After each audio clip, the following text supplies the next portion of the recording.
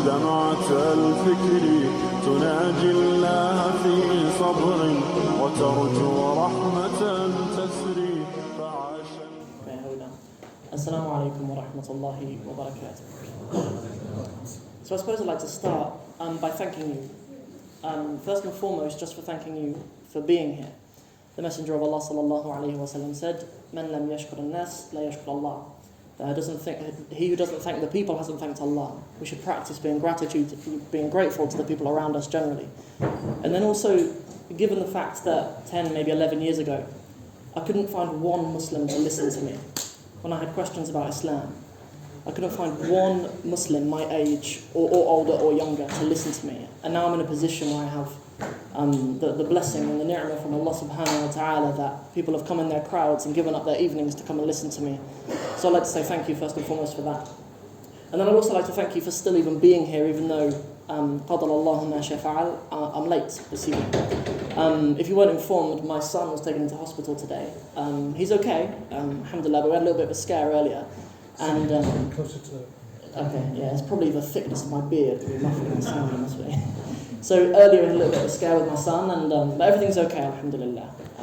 It's a big ni'mah to have kind of extended family and stuff like that who can step in at times like this. So we're all okay. But I will be keeping an eye on my phone. If you see me looking at the phone, I'm not getting bored of you. It's if there is something urgent. Okay. So I suppose I'd like to start, rather than starting kind of when I was born and where I'm from, I'd like to start with an ayah of the Quran, where Allah subhanahu wa ta'ala says in Surah Al-Hadid, ayah number 9, هو الذي ينزل على عبده آيات بينات ليخرجكم من الظلمات إلى النور. Where he says, he is the one who has sent down clear verses or clear ayat upon his slave to take you from the darkness into the light. So as I tell you a few things about my journey from the darkness into the light, I want you to remember that really I'm not the main character of this story. This story is not really about, Sam from Cornwall or anybody else who you listen to their story of how they embraced Islam. It's not about, Bob or James or David who has embraced Islam. It's about the Quran, and it's about how Allah subhanahu wa ta'ala can reach into the depths of places where there aren't even any Muslims living there and guide people to Islam. Sometimes I found it kind of curious in the month of Ramadan when we stand and we make that dua, Allahumma a'izz al-Islam wal Muslimin. When we ask Allah to give izzah, give greatness to Islam and to the Muslims. I used to stand and think to myself, how do we give Islam izzah? Like, how does a thing that's not a person have greatness? And I thought back to my journey. I was like, it makes sense for people to have izzah. Like, if a person has izzah, you see a man, mashallah, this person has izzah, right? They're whatever, they have knowledge or they have power in some way. You can understand how a person, man or woman, can have izzah. But it's hard to understand how, an idea or a religion itself can have izzah. But when I go to my home in Cornwall and I look at other people like myself who've embraced Islam down there, many of them never ever met a Muslim in their lives before choosing La ilaha illallah. Islam has had izzah in that place, even without the Muslims. So when we sit here and many of you have had the privilege in many ways and the blessing to be raised in Muslim families, know that Islam will have izzah with or without you. There is a greatness in Islam with or without you. But it's a mercy from Allah Azza wa Jalla that we were gifted with it. So, with that said, I'll talk to you a little bit more about my journey from the darkness into the light. I grew up in a place called Cornwall. Just a hands up, have any of you ever heard of Cornwall? Okay, alhamdulillah, a few people have heard of Cornwall. And just out of curiosity, how many of you have heard of this handsome chap before coming here? Like 2 or 3 hands up. That's a shame. Anyway. So, okay, I grew up in a place called Cornwall. Who's ever been there, by the way? You might have heard of it. Have you been there? Okay, a few people have been there. Okay, good. So Cornwall, I'm growing up in Cornwall, and I'm first learning about Islam when I'm about 16 years old. So this is in about 2009-ish, okay? I'd managed to grow up never meeting a Muslim in my life. Right? We cannot take that for granted when we engage in da'wah and things like that here in London. By the time we speak to an adult, they've probably had 50 other Muslims in their class, and they've probably heard of Islam, and they've probably heard of Muslims, and they can probably name Muslims. But I was in a situation where I'd never met a Muslim in my life until I started learning about it. So I went to a college called Truro College. Truro is like the only city in Cornwall, really. Like, we don't really have cities there. It's not like London. Like, on my way here, it was like going on the journey of Ibn Battuta. It's massive. London's huge, right? But Cornwall is, we don't really have big cities. We have one city, which is just about a city. But most of us grow up in like little farming and fishing villages. So, I mean, that's the kind of environment I grew up in. I grew up in a really small village, and like when I hear brothers and sisters talk about sort of the village back home, like if they're from like something board in Bangladesh or they're from like a certain area of Somalia or whatever, I kind of relate to that because like my village in Cornwall is a bit like that. Like everybody kind of knows each other, everybody knows what's going on, like the kids work in the local bakery and things like that. So that was the kind of environment that I grew up in, and when I went to college, I had this opportunity to study world religions. It was kind of pushed on me, really. It was because I wasn't really good enough to do anything else. Where, subhanAllah, we see sometimes in the journey of people who end up becoming Muslims, there's things that kind of come to them rather than them even seeking them. And my background isn't a religious one, by the way. Like, I'm not from like a staunchly Christian background. I wasn't raised to regularly go to church. I mean, many people, especially from sort of working class backgrounds in this country, are sort of a vague Church of England kind of. You go to a christening every now and again, maybe, but that's about it. So when I was at college, I studied a lot of world religions. I had the opportunity to study Hinduism, Taoism, Buddhism, various denominations of Christianity. And then when we were about halfway through my first year, so I still would have been 16 at this point, we had an opportunity to study Islam. And as I say, I've never met a Muslim, and most people in my class have never met Muslims either. And we had this assignment. So we learned a few things about Islam. We'll learn about who Allah is and who the Prophet ﷺ is. The person teaching us this isn't a Muslim, though. It's actually a Jewish lady. And she was quite transparent that she didn't really know anything about Islam either. She was really looking at websites as she was teaching us. But I suppose in her ignorance, she didn't really have an opportunity to push something really false. Like, I've experienced some people now who are non-Muslims who know a lot about Islam. And because they know a lot about Islam, they can present Islam in ways that are negative and things like that. But she didn't really have this. So she set us this assignment one day where she sent out a link to one of these websites where you listen to the Quran, like Quran Explorer and Quran.com. I can't remember which one it was, but I remember clicking on it, and the assignment was to listen to some verses of the Quran and think about how it would make a believing Muslim feel. I've never known any other teacher of Islam ever do this, like non-Muslim or like in a school or in a college, and I don't know why.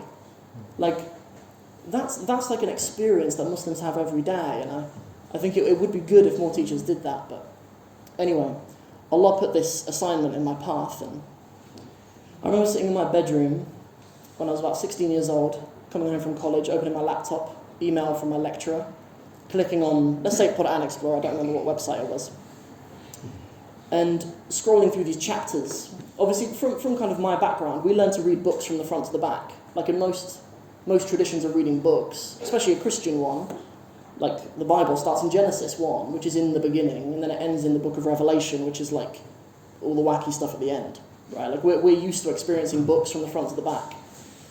No one really told me that the Quran wasn't quite like that. No one really told me that our younger brothers and sisters here who are memorising the Quran, they probably have the privilege of listening to some of the shorter surahs at the back first. So I'm scrolling through these different surahs of the Quran. I don't know why there's one called Al-Baqarah, or what that means, or one was called the Bumblebee, and stuff like that. But because I'm used to reading books from the front to the back, I put the first one on. I put on these headphones, looked out my window, and the sound that came out of those headphones, at that moment when I was about 16, 17 years old, I knew it would change my life in that moment.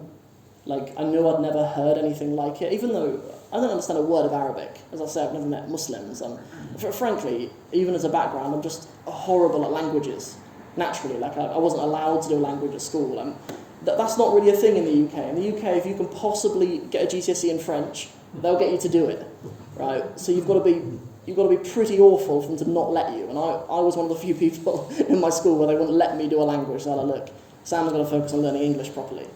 So, okay, so I'm not from like a languages background. I'm hearing sounds for the first time in my life, like Ayn and Sad and Qaf and Dad. And I'm not from a background where I was raised speaking other languages at home. But there was something that Allah subhanahu wa ta'ala put in my heart in my response to that Qur'an. Like I knew in that moment I'd probably spend a lot of my life learning and teaching that language. So I have this experience over the next maybe like 4 or 5 months of not listening to music anymore, or not like listening to poetry or anything anymore. Like, do you remember those little iPod shuffles? Maybe some of our younger people maybe don't remember them, but before we had smartphones and stuff, we had these archaic little things that could only store songs. And I filled mine up with Surah Al-Baqarah, and I used to do my paper round, walking around my village, listening to Surah Al-Baqarah. And this experience went on for quite a long time. Like, my dad would come up the stairs and hear me in my room, إِنَّ الَّذِينَ كَفَرُوا سَوَاءٌ عَلَيْهِمْ. My dad would hear this coming up the stairs. And, you know, in the beginning it was like our Sam was just kind of going through a little phase. You know, I speak to a lot of people who embrace Islam, and a lot of their families kind of think it's something they'll maybe grow out of, or just be like a little phase, something they're interested in. And to me, maybe I thought that at that time as well. I didn't even know you could become a Muslim, to be honest. Like most of us, when we consider our da'wah, sometimes we forget to even just inform people they can become Muslims. Sometimes, like if you're engaged in da'wah to the public, and you speak to somebody, like, and you just kind of stop them and they don't know anything about Islam, they may think that it's a religion you sort of have to be born into, or they may think it's a religion that you need to be brought up with or something. Like, and I didn't even think at the time that the Qur'an was something you needed to memorize, or that you could even become a Muslim. It wasn't that I was thinking of becoming a Muslim. But I'm having this experience at college at the same time of learning about Islam. We're learning about who Allah is, we're learning about what the pillars of Islam are, we're learning about what the key beliefs are. And that brings loads of things together. Like a lot of us who grow up in kind of more secular homes have ideas about religion which were completely solved for me by Islam. Like confusions that lots of us have regarding the Trinity, those of us growing up as Christians and things like that, completely solved by Islam. But in an environment like that where I've never met Muslims, and frankly the only thing we've ever heard about Muslims are negative things.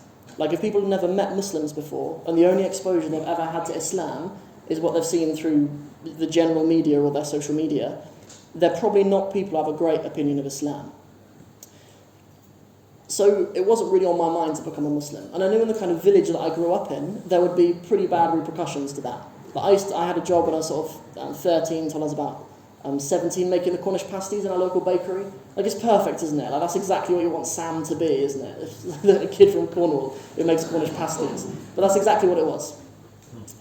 And you know, as kind of these months went on, and I'm realising that I've memorised like a few pages of this Qur'an at this point.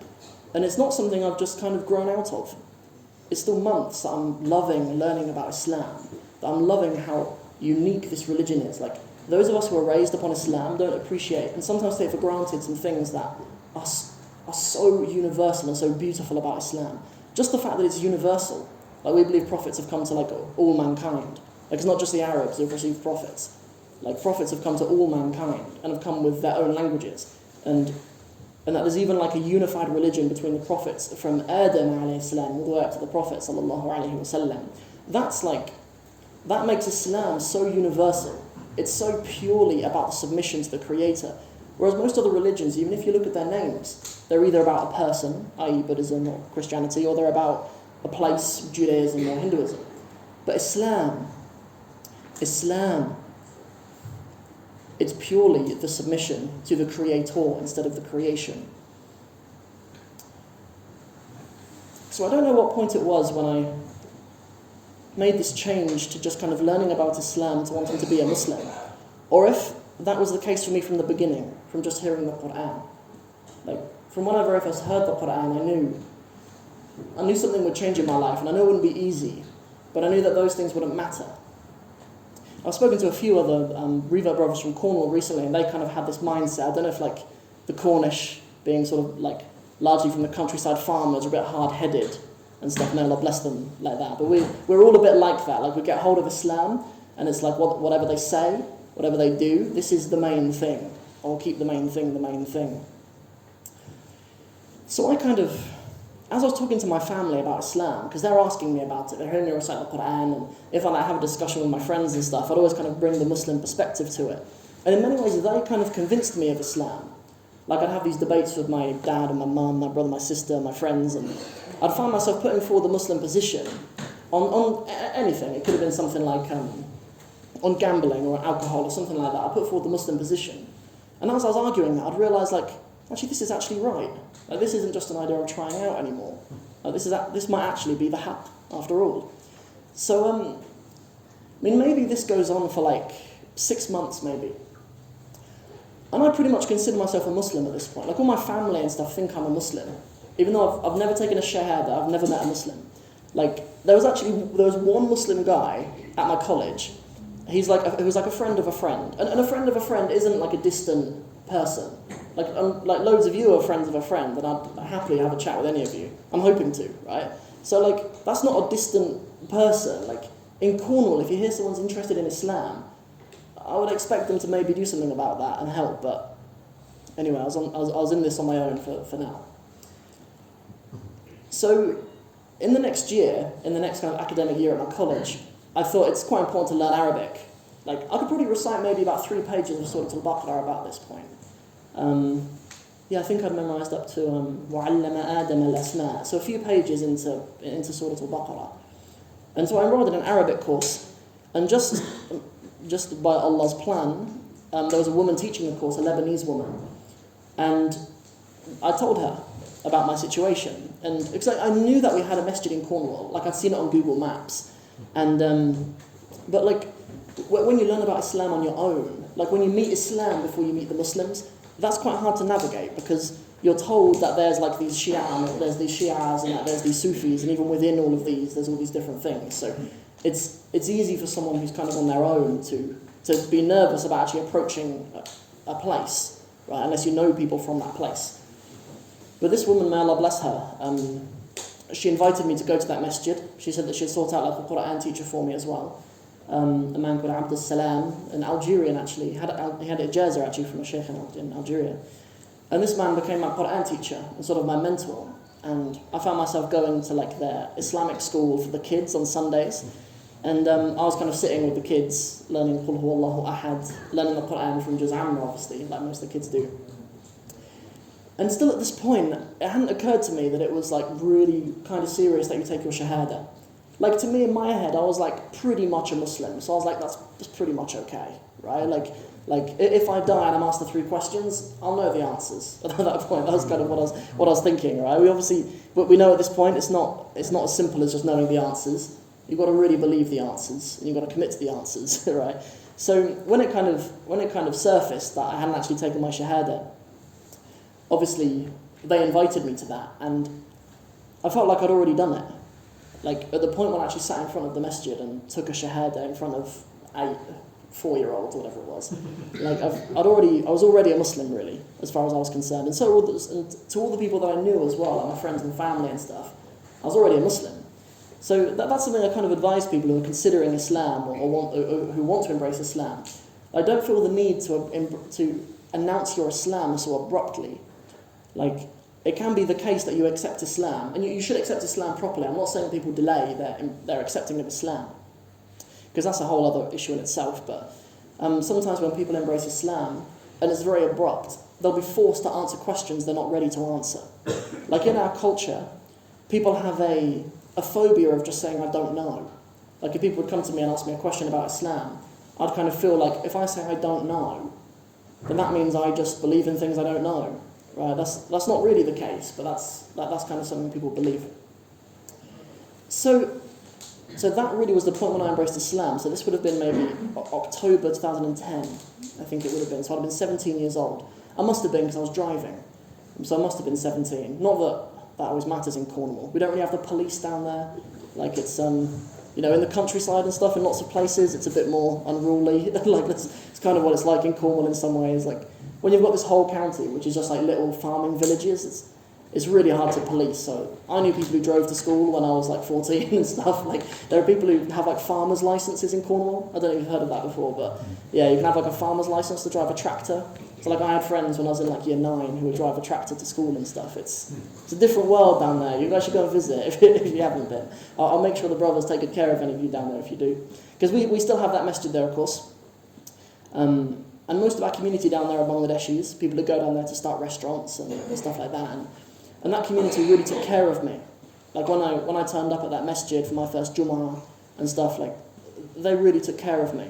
And went above and beyond for me, really. But, it's isolating in Cornwall for our new reverts because the population generally in Cornwall is older. Like a lot of people move there to retire and stuff, and even people who have restaurants. Like down there, they don't tend to have kids that are sort of my age. They tend to be of an age themselves where they only had sort of young children. So all the Muslims that I knew were like, 40 and above, and I'm 17 at this point, so I think that's like really old. I'm looking at a 14-year-old, like, you're old. Like, how can I relate to someone who's 40? Obviously now, I'm 28 now, and 40-year-olds are like no difference to me really, but you can imagine when you're 17 and everyone's 40 or 50, you think they're old. So, what happened next? So I'm learning Arabic with this teacher for a little while at my college, and my new Quran teacher, Abdul Salam, kind of takes me under his wing. And I finished Juz Amma with him, and I decided that even though I have a horrible track record with languages, as I mentioned, I'd like to do an Arabic language degree. Not because it's right for me, or because it's well suited to me, or because I have a good chance of getting it or even completing it, but because it has to be done. Lots of us kind of put limits on ourselves when we think about what we can memorize in this month, or what we can achieve for the sake of Allah Azza wa Jal, without thinking that it's Allah who even makes it happen. Like, with neglecting the fact that when you have a focus on something, it's Allah who can make it happen. Like, it would have been very easy for our beloved Messenger sallallahu alaihi wasallam, when him and the Muslims were expelled from Mecca, to think Mecca's lost. That was never the thought, right? There was always an understanding that Islam would reach the corners of the globe, and we should be ambitious like that as well. Like, subhanallah, one of the miracles of Islam that's so seldom talked about is the miracles of the Sahaba radiallahu anhum. Like what those men who received their tarbiyah from the Prophet, what they achieved in their lives is just phenomenal. Like if we took the time to study the life of some of these companions who took Islam into China and marched the Muslim armies into North Africa, like some of the things that they achieved at a very young age as well, it makes us think we should be much more ambitious for the sake of Allah. So I applied for the Arabic language degree. I had horrible chances of getting in, but I spent most of my time just studying for that, really, until I was actually accepted. So I started my Arabic language degree, and the good thing about Arabic language degrees in this country, by the way, if any of you guys are thinking of doing one, is you can be a complete beginner. You can turn up on the first day and not know Alif, Ba, Ta. Like that's how Arabic language degrees work in this country, same as like Japanese and Chinese degrees.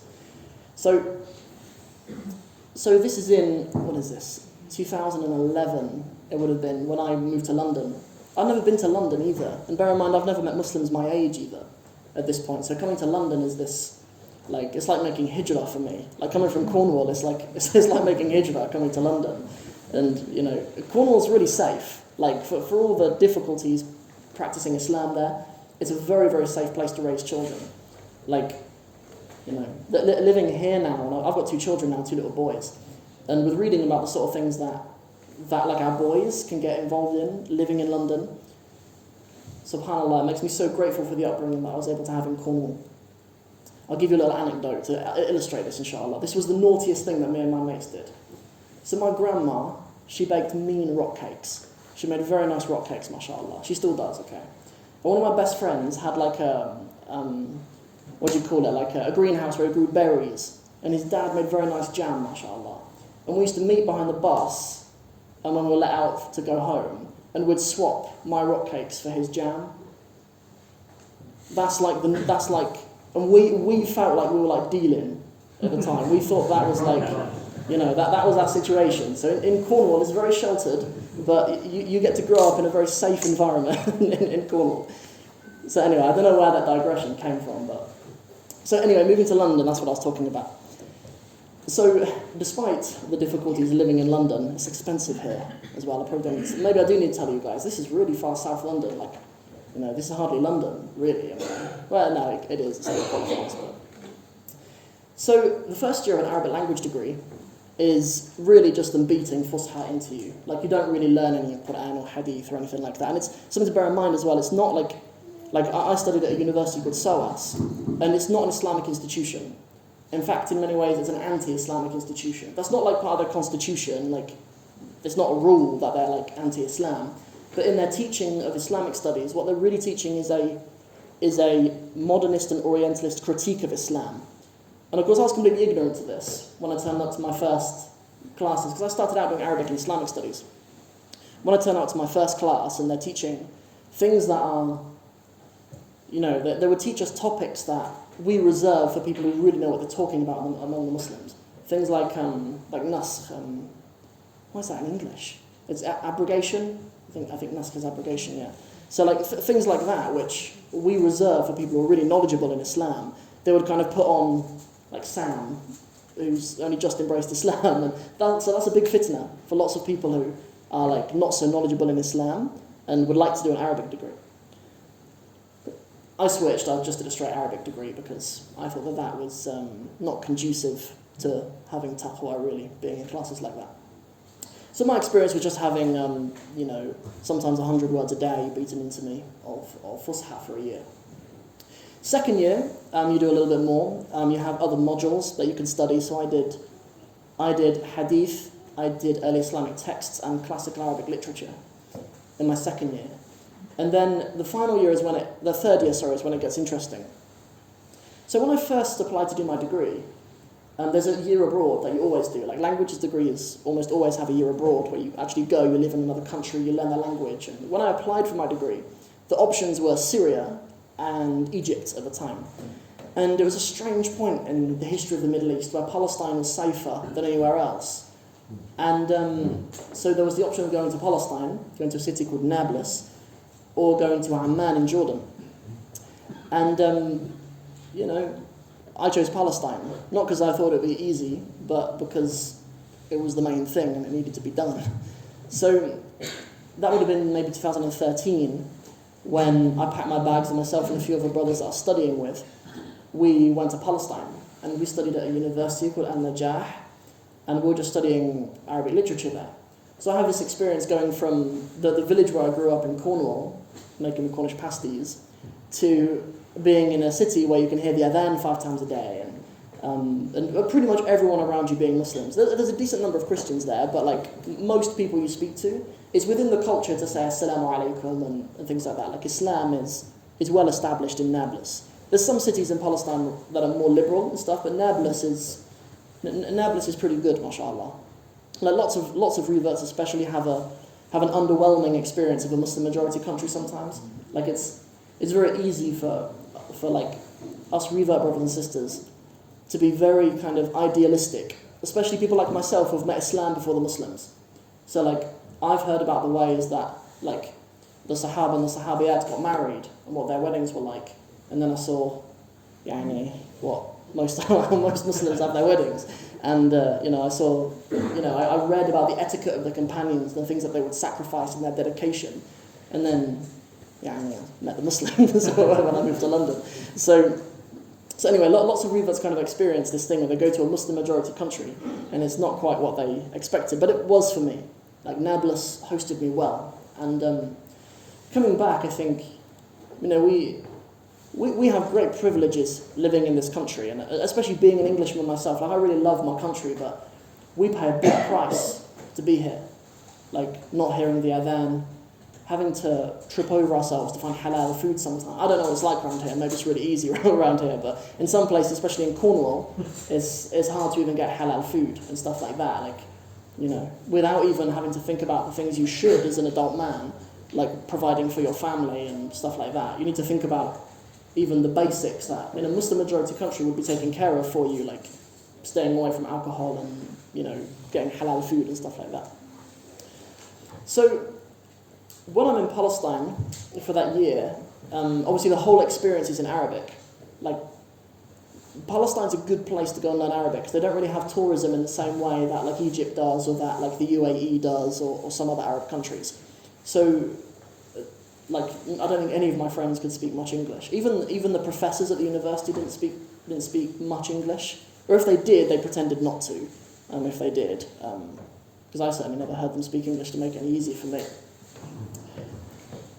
But so I'm there for like a year in Palestine. I did a dissertation when I was there, because when you do a degree as well, you have to do a dissertation usually in your final year.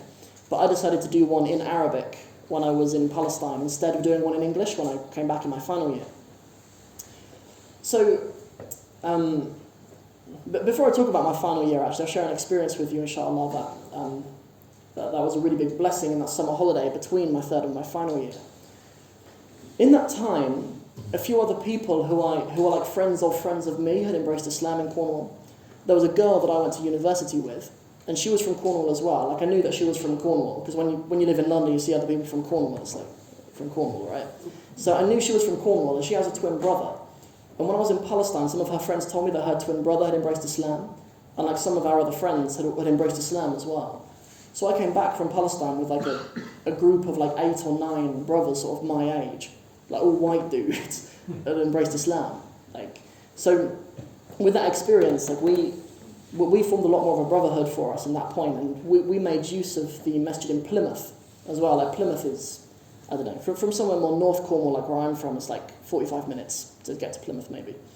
So in Plymouth there was the secretary there was a brother from Uganda, and he told me about an opportunity to go and give da'wah in Uganda. So I took it, and so I went to Uganda for about 2 months in that summer of 2014, and I learned a lot about Christianity even being there, things that I even didn't know, like coming from a Christian background and stuff, because Christian missionaries, they put a lot of money into Uganda. Like, they've got super churches, like they've got preachers from the Bible Belt of America all over the place in Uganda, and a big effort of the Muslim da'wah there is combating that, really.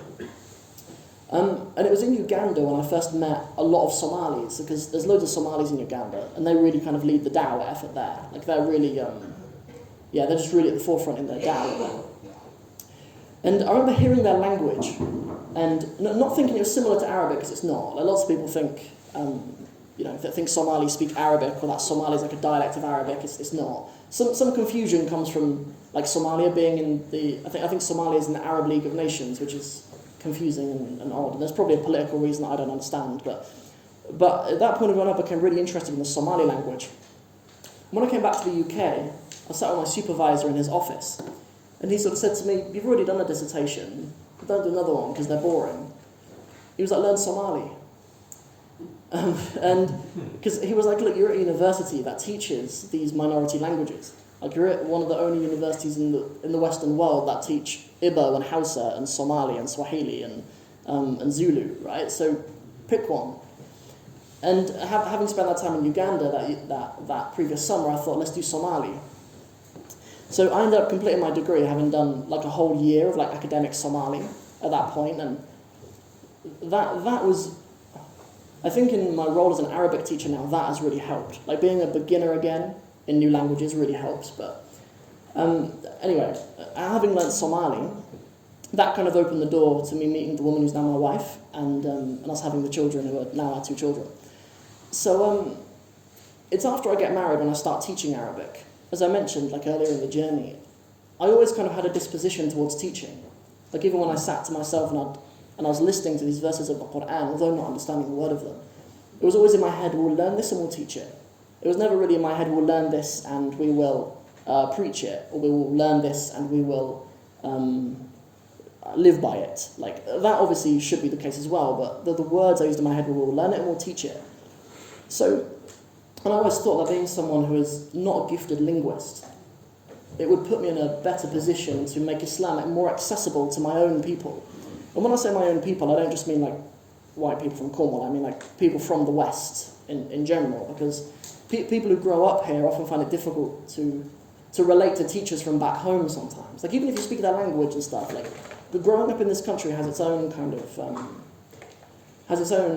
culture and its own references, and the youth from this country are more likely to maybe resonate with a teacher who's from among them, not in an ethnic sense, but in terms of like a cultural sense. So there was a little bit of a gap in between there. But to propose to my wife, I needed to have a job. It's a good idea to have a job to propose to a woman. That helps. So I had a job lined up as a teacher, as a primary school teacher. I was awful at my job. There's just no sugarcoating it, really. Like, primary school teachers in some cases in this country shouldn't really be called teachers. Like, they should be called like education admin monkeys who teach like a bit at a time. I think maybe if you were to do a pie chart of my life as a primary school teacher, but I have like a little kind of slither of actually teaching the kids. And also I like got married at the same time, and we had our baby straight away and stuff as well, and maybe I spread myself too thin. We all do it. So I was in this position with a pregnant wife and awful at my job, and really wanting to be an Arabic teacher. And something that's kind of become popular now is starting online businesses. Like most brothers and sisters I meet now, they want to start a YouTube channel or an online business of some kind. But at that point, this was maybe 2015 it would have been, I wasn't really thinking of it like that from a monetary standpoint. Like I think the Muslims should really explore online work, not for gaining riches, but for gaining time. Because the time is what takes a lot of people away from Islam. Number one, in the distractions that we have in our work, working full time and things like that. And then number two, in the rigidity of it. So like, you know, the experience having some kind of work that you control, of when you have a family and stuff. I don't know. I'm grateful to what Allah has allowed me to do now with the flexibility I have with my work and stuff. But that really wasn't the point at the time. I'm on a bit of a tangent there. What really mattered at the time was that I've learned Arabic, or I'm still learning Arabic. Like even teachers are students, really. Like you should never really get to a point as a teacher where you're no longer a student. You are still a student, but I felt like it was time to look back at the Muslims who were neglectful in their knowledge of the Arabic language, because most of us are. We have a real problem of lack of Arabic language among the Muslims. Like, you know, like we start off in a position where maybe only like 15% of us are Arabs for a start, right? So we've got like huge Muslim majority countries, Indonesia, Bangladesh, like Pakistan and stuff, that aren't first language Arabic speakers. But then even in those countries, like there's been countries where there's been like a political effort to move away from Arabic. Like obviously Turkey is the most obvious example with changing their script and things like that. But the Arabic language has been under attack massively in the Muslim world, and there needs to be a revival of it. Because Allah has spoken, and He chose how He spoke. He sent it down as a lisan and Arabiyyan. He sent it down as an Arabic tongue. And, you know, we're not in a position as the slaves to be picky about that. Something like a common conversation that I have when I discuss with Christians is that they'll make a sarcastic comment about that God only speaks Arabic, right? But really, someone who can't read could maybe make the same argument about any book. They say, why didn't Allah send it down as an MP3 that I can listen to on my iPod Shuffle? Like we can always take it away levels to make it more convenient for ourselves. But it's us who has to go to Allah. And Allah has spoken. And I want to make another point actually to kind of re-emphasize how important it is to learn Arabic. Like, I don't really believe that if you read a translation or listen to a translation of anybody, let alone the speech of Allah, that you're really hearing them. Like an analogy that I sometimes give is, like imagine you and your husband or your wife go on a holiday to Japan, and you've got a small child. You lose your child, big city, whatever the story, right? And they actually end up being adopted and raised by a Japanese family. And your child is raised only speaking Japanese. And then imagine you're reunited later when they are like well-established Japanese speakers. They're at school, they're like 8, 9 years old or something. Any of you guys have kids who are 8, 9 years old, they're talkers now. Like they know that language and that's their language. Would you tolerate a relationship with your child through like Google Translate? Like would you have a meaningful relationship with your child, the person who you love, through Google Translate? It's better than nothing.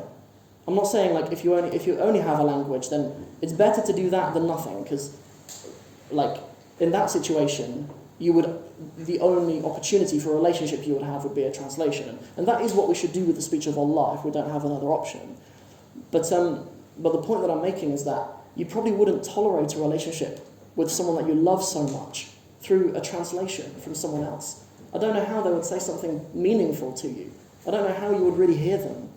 So I don't know why we tolerate that relationship with the one who created us. I don't know why we tolerate that relationship with Allah who sent a book down to us. Especially when there's things now in our times that make it far more... Arabic is more accessible now than it's ever been.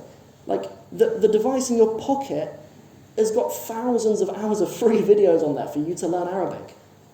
For you to make a little bit of effort towards the speech of Allah in a way that He chose to send it down in. And Arabic... It's not by some coincidence that Allah chose Arabic.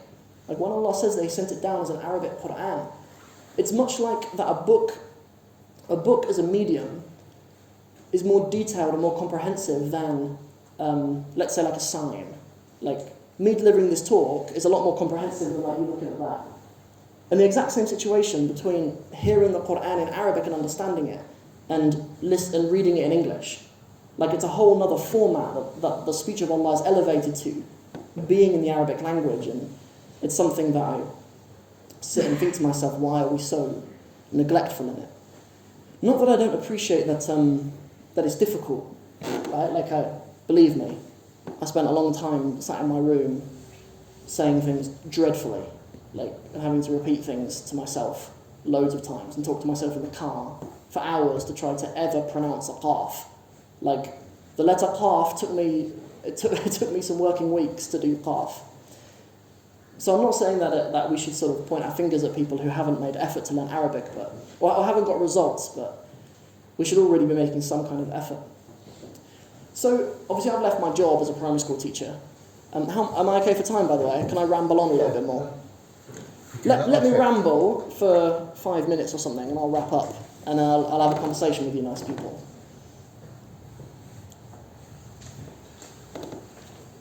I'm okay, I'm getting a thumbs up. I know I've already kept you guys late, so... Okay, we'll go until like 9 or something. I'll go on for like 5 more minutes and I'll wrap up. And then... Yeah, absolutely. Let me... So, I wanted to tell everyone off about Arabic and do the main outline of the stories. And I think we've done those main things, but I'll wrap up inshallah and we'll have a chat.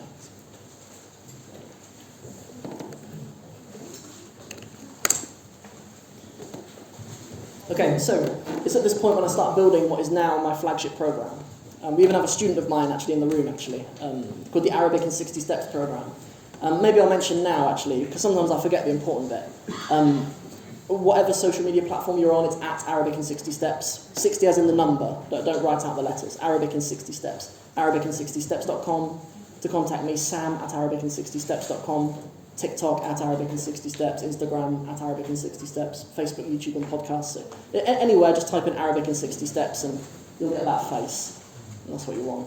So but where that program comes from is me starting out just teaching people's kids in their homes. Like I didn't really know how to get any other kind of work than that. So I just kind of started asking people. Some of them were actually kids that I taught when I was a primary school teacher before. And the lessons that I was teaching those kids is what has now become the Arabic in 60 Steps program. And that's where the program has come. So now we're at a point, alhamdulillah, with the program, we have 700 or 800 students now. I can't think of a country where we don't have students. Oh yes, excellent. ArabicIn60steps.com. Good. Well, I'll leave you guys if you are interested in it to go and look at that. Or if you have questions at all about it, either about me, myself, or about the program, then that'd be great. But I've mentioned, like, if it's the case, if you think about, the only way, this isn't the only way to learn Arabic. My message isn't buy my program. My message is learn Arabic. That's the most important thing. So, and then I suppose, that's the stuff for the Arabic program. For me personally, I'm at Sam Martin Burr. Martin is my dad's name.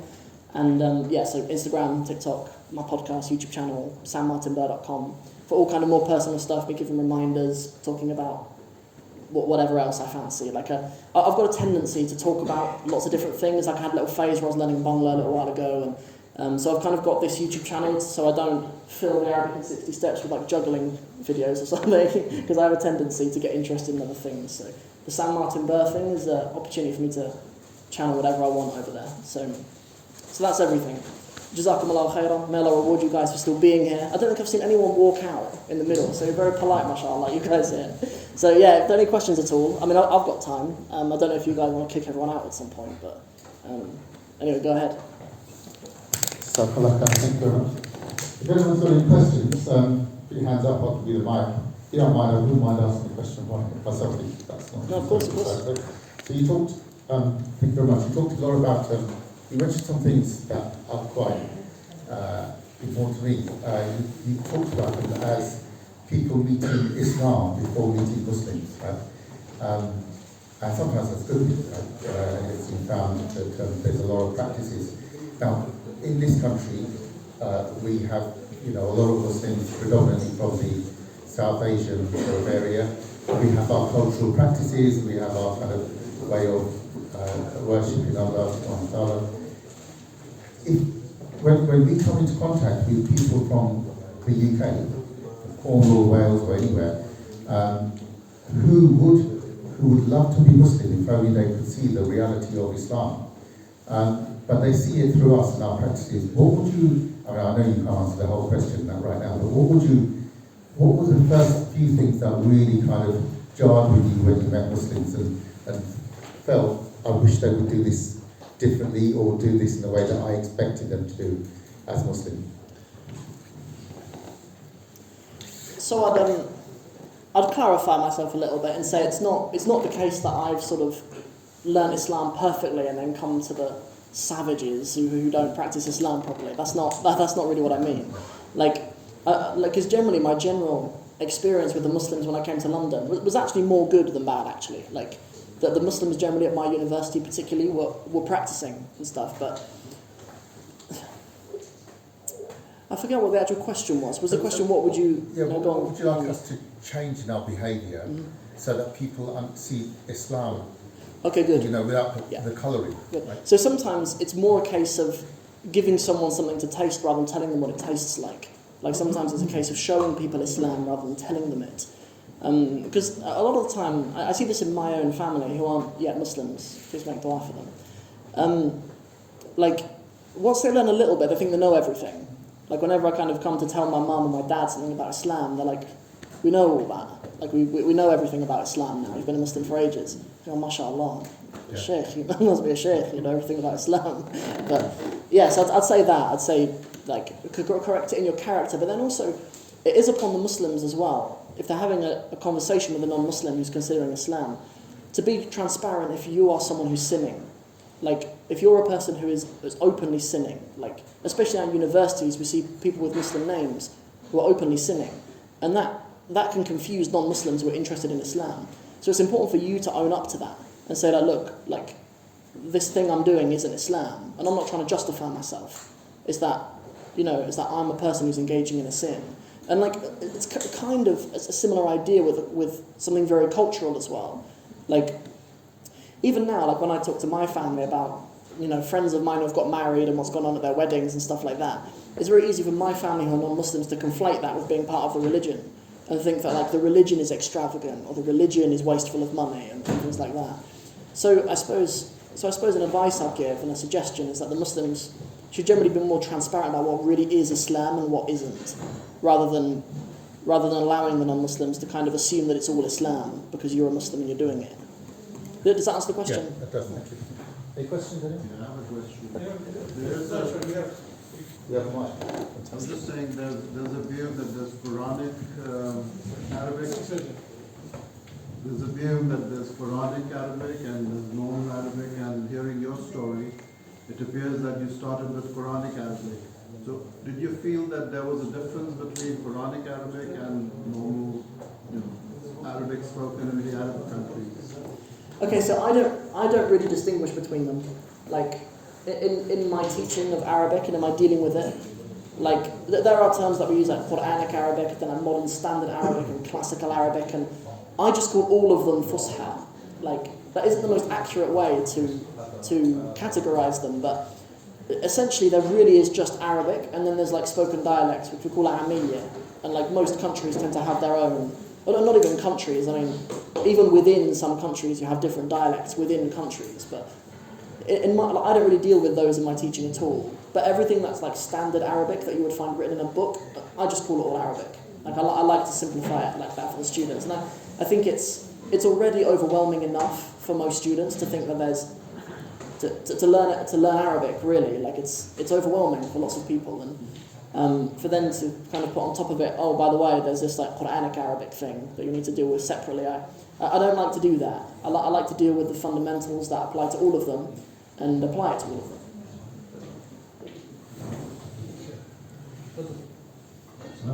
Walaikum salam.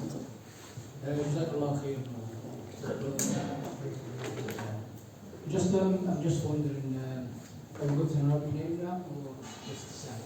So I'm most known as Sam because my social media platforms and stuff, I'm called Sam.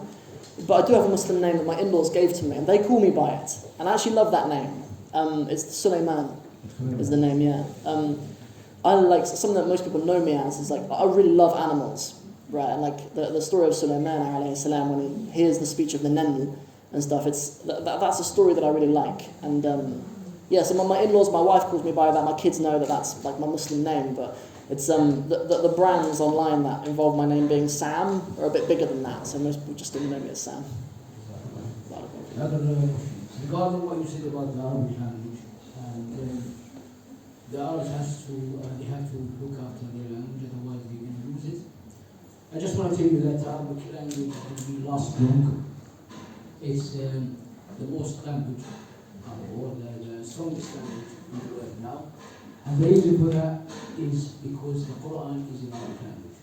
The Quran will save the language, will protect the Arabic language. Because the Arabic language is spoken or it's the Quran language. And everybody who's Muslim speaks Islam or reads Islam. So the Arabic language will be lost. And so now the archive, the British archive now, they realize this and they have changed the whole documents from English to Arabic. Now that the British archive now is saved in Arabic language. This is the part of Arabic, and they need to know what do you think about the Arabic language, the dialects, and the main and standard language. And the other question is, what is the closest point, as your Christian background, what is the closest point between Islam and Christianity? Is it Maryam, or is it Isa? What do you think? What's the closest point between them? Thank you. So was there a question first about sort of what I think regarding Arabic dialects and standard Arabic? That was a question. Okay. So because of my studies and what I teach, I'm mostly teaching the reading of Arabic. So because of my work, I'm pretty much a Puritan really. It's like Amiyya and the dialects that are spoken by Arabs, they're not really part of my work at all. And because I'm not someone who's travelling a lot or anything, I'm not finding myself using them regularly. My wife was actually raised in Riyadh, and she speaks a very Ami type of Amiyya. Where you are from? She's originally from Somalia, but she went to school in Riyadh. And yeah, so but I mean the answer really is I don't judge them. I don't look down upon the Amiyya, like the people's spoken languages that they use. So some words what you use in Arabic, Amiyya, I think your dialect is more likely in English. Maybe. Allah A'lam. Maybe. And then, Brother Mary from Nablus, by the way. oh, mashallah, mashallah. And then I think the other question was about how close, a point at which Christianity and Islam are maybe the closest.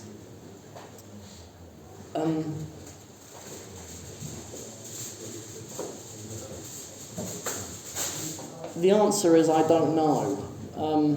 I might have to think about that. I don't have a good answer for you, I'm afraid. So that's the answer. It's just when you speak to them, like we mentioned about Maryam, and they say it's too close. These 2 points are the 2 close points. You said why when you mentioned this? They are close, and even there's the ayah in the Quran where Allah says that you will find the people who are the closest to you are the ones are people who say we are from the Christians.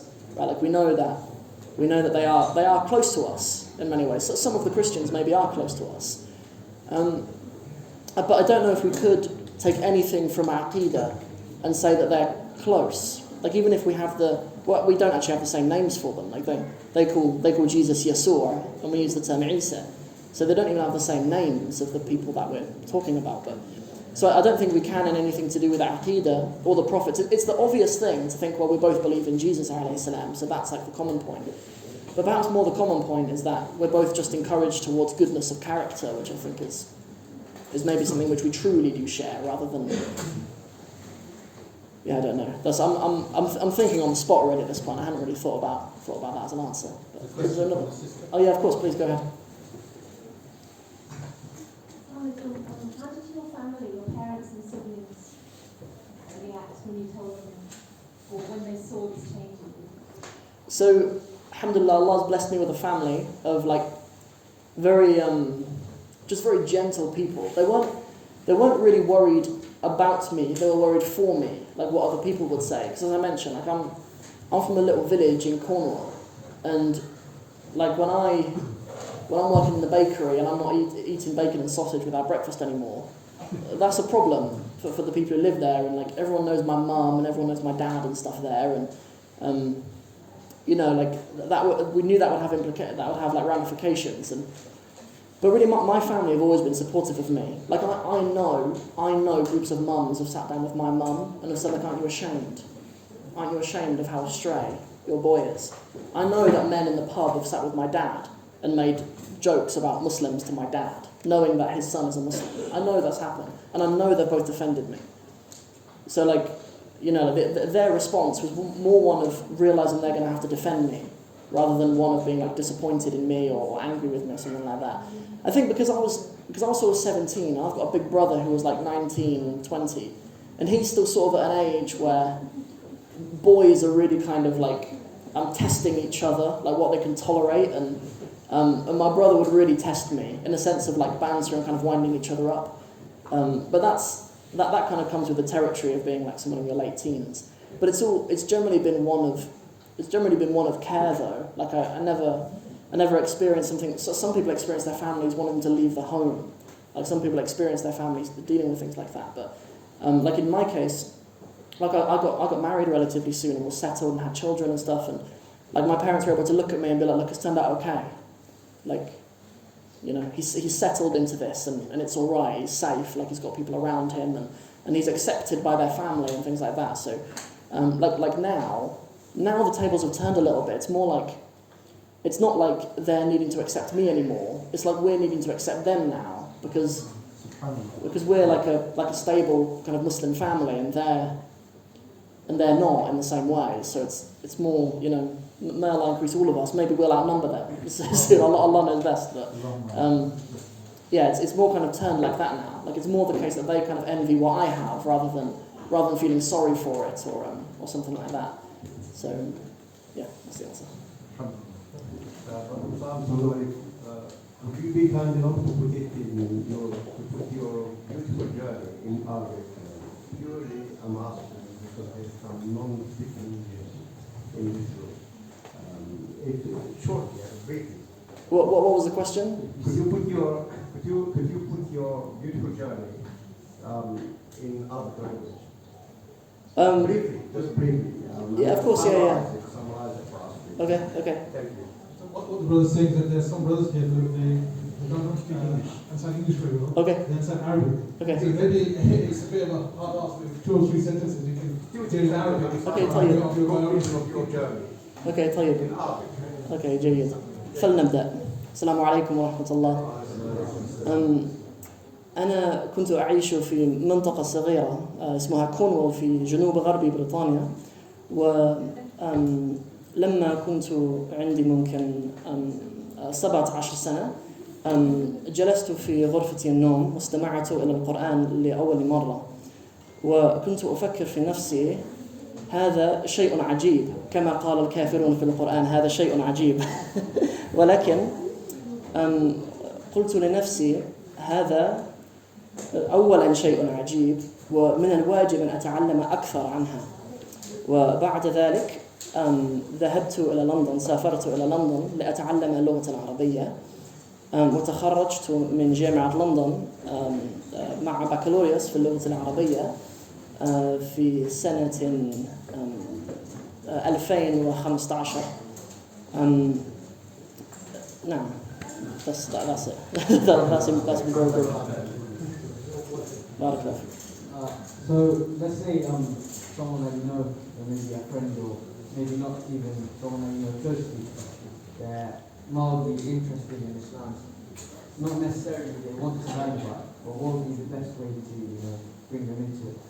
Someone who's mildly interested in Islam, that's quite important. So if they're mildly interested in Islam, we need to soften these people's hearts really with goodness. Like, a lot of us don't appreciate how there are some values that most Muslims, we have in our Muslim majority countries, but maybe lose when we come here, of things like looking after your neighbours, taking gifts around to your neighbours and cooking for people and things like that.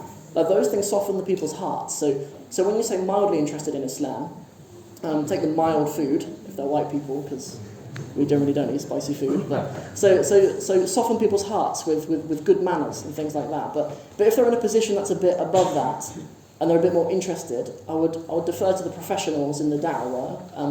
Where like IERA have this system called the GO-RAP system, where GO-RAP stands for God. So you go through an argument where you prove to them that God of some kind must exist, and then you move on to the next step, which is oneness. And then the next step is the R, which is revelation and prophethood. So you kind of, on their website, they've got like a free course on how to deliver this kind of argument to people, to convince people intellectually that Islam is the truth. And so I'll defer to the professionals on that. Like I don't claim to be someone who's like really, really active in da'wah. Like I've kind of put myself in my game is making Arabic accessible to the West. And like most of my brain is for that. So I kind of defer to the professionals, I guess, with regards to that. But yeah, I'd say if you do go through that though, if you do have a look at that, I would say focus a little bit more on the revelation. Like I think maybe the system lacks talking about revelation a bit more. Because when you convince people that Islam is the truth, I've had this conversation with my mum and my dad many times. We get to a point they don't have an argument anymore. They accept, okay, well if God exists, and he must be one, and that if he's one, he has a will, and he has sent down a revelation. And then at the end of it, it's kind of like, well, what now? Like, give me time. Like, let me think about it. And I even had a call with someone recently, a guy who's about 40, who's considering embracing Islam from Cornwall. And like his first words were like, I wanted to talk to you to see if Islam's right for me. Or like, I want to take the next few months to kind of read about Islam. But the reason why we need to focus a bit more on the revelation is so they understand they might not have a few months. Like if they've accepted Islam, they don't have time to delay that. Like something I need to do with my parents more, when they're in the right place emotionally for it, is to, and you need to be sensitive to this with who you're giving da'wah to. Some people, you can put the heat on them a little bit more and say we're all familiar with people dying early. We're all familiar with someone who passed away when they're in their 30s, or even children passing away, right? We've all heard of things like that. And a lot of the time people think it's something far away. Like Allah says in Surah Al-Ma'arij, I think, إِنَّهُمْ يَرَوْنَهُ بَعِيدًا وَنَرَاهُ قَرِيبًا. He says they see it as something far away. They see it as something بَعِيدًا وَنَرَاهُ قَرِيبًا. Like the people see the Day of Judgment as something far away. Give me a few months to learn. Give me a few links to read a few books. But Allah's telling you, وَنَرَاهُ قَرِيبًا. Like we see it as something that's very close. And it's not like, any of us can escape that. There's the ayah in Surah Al-Qiyamah, isn't there, where Allah says, وَيَقُولُ الْإِنسَانُ يَوْمَئِذٍ أَيْنَ الْمَفَارُ. Like on that day, mankind will say, where's the mafar? Like where's the escape? It's, forgive me for rambling. It's a conversation, a thought I've had many times about my own family, and sometimes maybe we need to put the urgency on them a little bit in how important it is for them to become one of the Muslims. Last question, inshallah. Okay, bismillah. Assalamu alaikum wa rahmatullahi wa barakatuh. I ask Allah subhanahu wa ta'ala to gather like the way He gathered in Jannah, inshallah. So one of the Tabi'in said, "An-nasu sukara bi dunya." That we mankind, we are intoxicated with the khamr of the dunya. And Nabi sallallahu alaihi wasallam says, "Inna dunya hulwatun khadira." It's very alluring and attractive for us. So we are just sleeping. You said that we need to wake up. And my question to you, we live in an environment, my name is John, my neighbor is Peter. So imagine I could be dead today, but on the day of judgment, maybe Peter and John is going to see me. And he might say, Ya Allah, this guy, my name is Saeed, used to live with me, and he's going to Jannah, where am I? To the hellfire.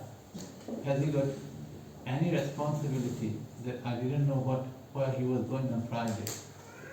So now my question to you, as you are reward, is what methodology we can use to reach them, to my neighbors? As you know that we are not doing much, because we are sitting here, it's a divine plan from Allah subhanahu wa ta'ala. I never ever imagined I'll be here tonight. So I am here. So you see, it is here in the sky. So how can we reach? Are we not not do much more to reach my neighbor. So how can we go and reach them? So the results of that often aren't in our hands. Like we aren't the ones who can guide people, but we are the ones who need to make some kind of effort towards it. So I suppose your question, rather than being about how do we get the shahada, your question was about how do we reach them in the first place. You look for an opportunity. Like maybe your opportunity is in good actions of some kind, like just taking care of your neighbours. Here in London, there's one of the things that shocked me so much when I moved from the countryside to London. Most people don't even know their neighbours. And many people here don't know who their neighbours are. And to be honest, it's very low-hanging fruit in many ways. Like, it's a good reward you can get very easily.